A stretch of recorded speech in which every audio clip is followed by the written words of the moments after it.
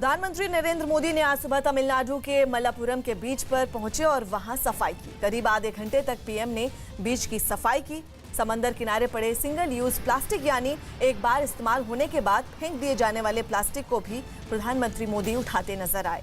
PM ने बीच की सफाई का वीडियो अपने ट्विटर अकाउंट पर शेयर कर लोगों को स्वच्छता का संदेश दिया। तमिलनाडु के मल्लापुरम में प्रधानमंत्री मोदी बीच पर सुबह की सैर पर निकले।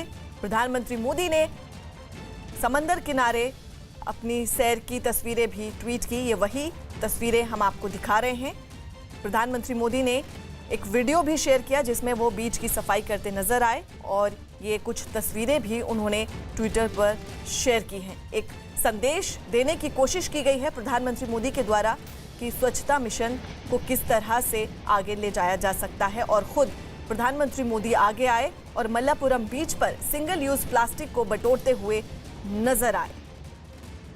मल्लापुरम की तस्वीर हम आपको दिखा रहे हैं जो प्रधानमंत्री मोदी ने अपने ट्विटर अकाउंट पर शेयर की और लोगों को एक संदेश देने की कोशिश की गई।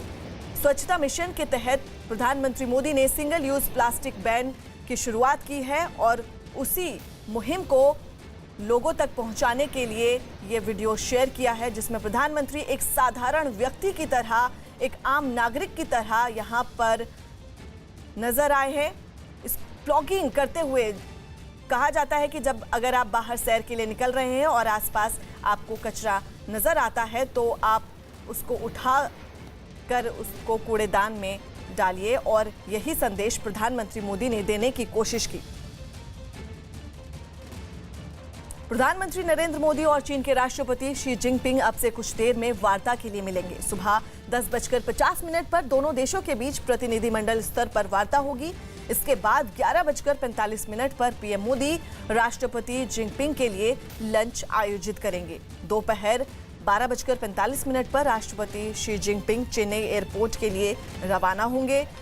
मोदी और जिनपिंग की बातचीत के दौरान कई अहम मुद्दों पर चर्चा हो सकती है। दोनों देशों के बीच आतंकवाद के खिलाफ सहयोग और व्यापार घाटे पर भी चर्चा हो सकती है।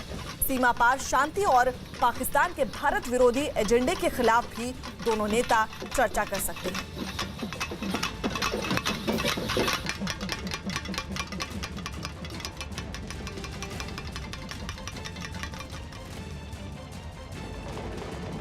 तस्वीरें हम आपको दिखा रहे हैं जहां पर सुरक्षा के पुख्ता इंतजाम है। चप्पे चप्पे पर पुलिस की तैनाती है और 11:45 पर प्रधानमंत्री मोदी और राष्ट्रपति जिनपिंग लंच के लिए जाएंगे। यहाँ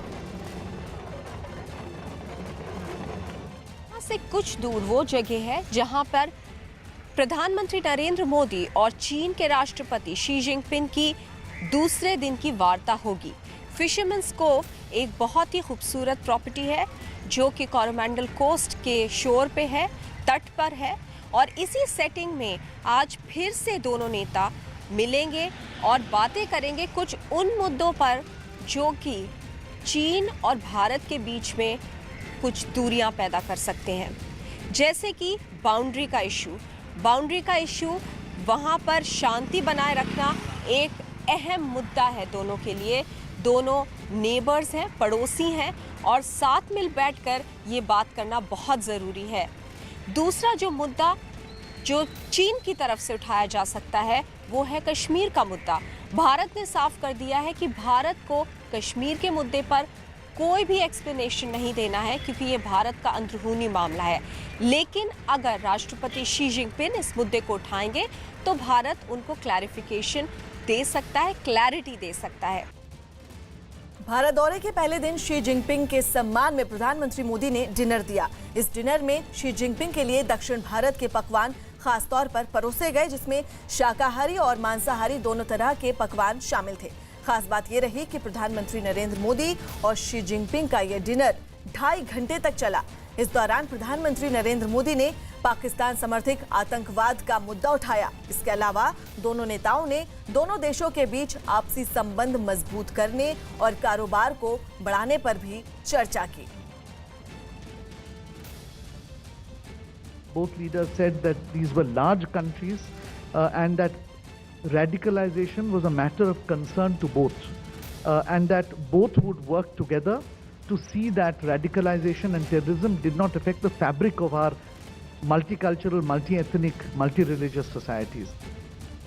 मेरठ में बीजेपी नेता विनीत शारदा ने जनसंख्या नियंत्रण कानून को लेकर निकाली जा रही पदयात्रा के दौरान विवादास्पद बयान दे दिया। विनीत शारदा ने हिंदुओं से उनकी आबादी बढ़ाने की अपील की और 5 बच्चे पैदा करने की सलाह दे दी।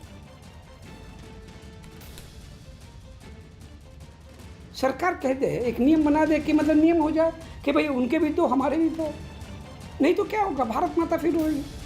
25 साल के बाद दूसरे पाकिस्तान की मांग उठेगी, क्योंकि वो विशेष समुदाय इस तरीके से बढ़ रहा है, इस तरीके से बढ़ रहा है कि उसकी जनसंख्या बढ़ती जा रही है और हमारी जनसंख्या घटती जा रही है। मेरा तर्क देता हूँ कि 5 बच्चे क्यों, मैं हिंदुओं से कहता हूँ, मैं शुरू से कहता हूँ कि हिंदू समाज